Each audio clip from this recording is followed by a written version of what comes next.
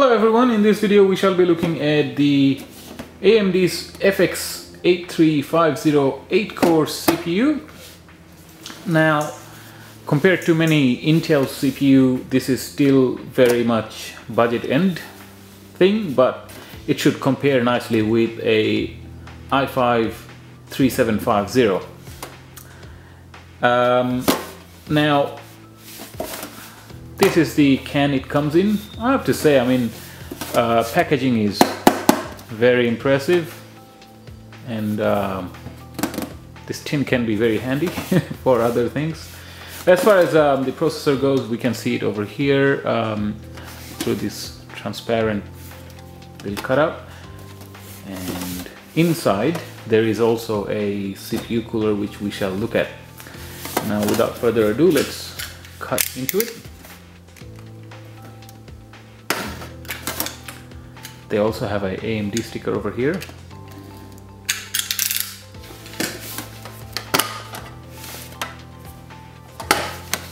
What do we have? First thing, how to install and all that sort of stuff. And there we have it. That's the CPU, a AMD FX processor sticker. And as usual, they have the still have the pin from the reverse side. The next thing that comes out is the CPU cooler, and there we go. So this CPU cooler has been there for a while. I also had a 965 before they used this CPU cooler. Now, off the memory, 965 has a TDP of 140 watts.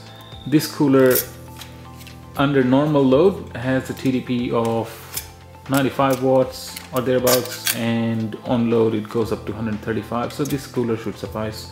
Generally, when they include a cooler, it is just good enough for the job. But if you're going to be overclocking, I suggest you look for a higher thermal rating or higher thermal performance cooler. Anyhow, so let's have it installed and give it a go.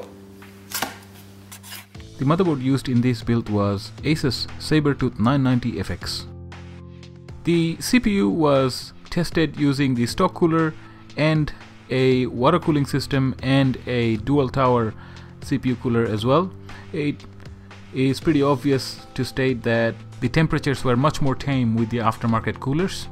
So it's advisable that anyone doing any form of overclocking or perhaps even CPU intensive work for extended amount of time should invest in a reasonably decent CPU cooler. That investment won't go wrong. This chart shows that the stock cooler is the hottest under load. Also, please note that the Antec H2O 920 that was tested was with the overclocked version of the same CPU, and still it manages a better result than the stock cooler. Cinebench release 11.5. Here we have the scores of the same CPU, the 8350, run twice.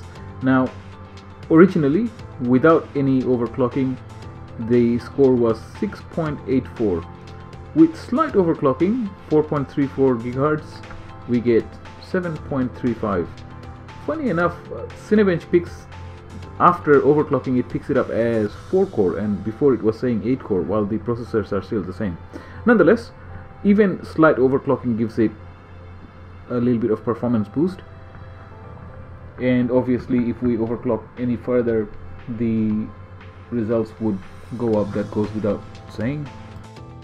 So overall system is fairly responsive, and I've been using this system for video editing and so forth, and there has been an improved performance with Sony Vegas.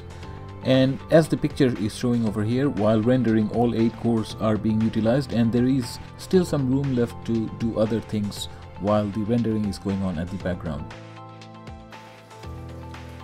And now let's look at some gaming performance. For this part of the video, we've used a Asus GTX 680 factory overclocked version, and as you can see, the game is very easily playable. Now, GTX 680 is not exactly budget-end video card, but the tone of this video is that we are making a system with budget components. So let's look at other games using a budget video card.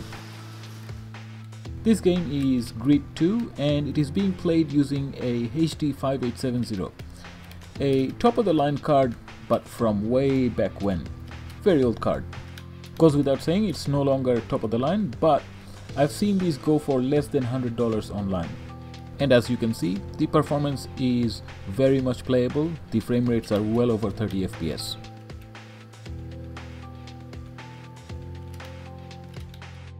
Assassin's Creed 3, it was also easily playable. The frame rates with max settings was just below 26 FPS on average, and often it would go above 30 without any issues. Tweaking the graphics setting a little bit will give a much better result and a very well playable 30 plus FPS, no problems there. On the other side of the spectrum, where the system requirements are a bit low, like for example over here we have Call of Juarez Gunslinger, and the performance in this game was like a walk in the park. The frame rates were on average above 45 FPS always, and overall the gameplay was like system was having no issues keeping up whatsoever in full settings, full HD.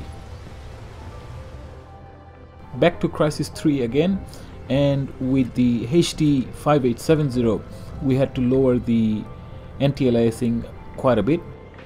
The picture qualities of course gets reduced somewhat, but still the game is perfectly playable in full HD, no problems there. So overall the gist of the story is that with the AMD FX-8350 a reasonably performing system can be built. Now this is not Rolls-Royce, this is not the best that money can buy.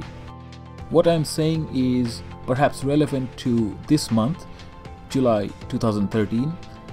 The CPU can be purchased for about $220.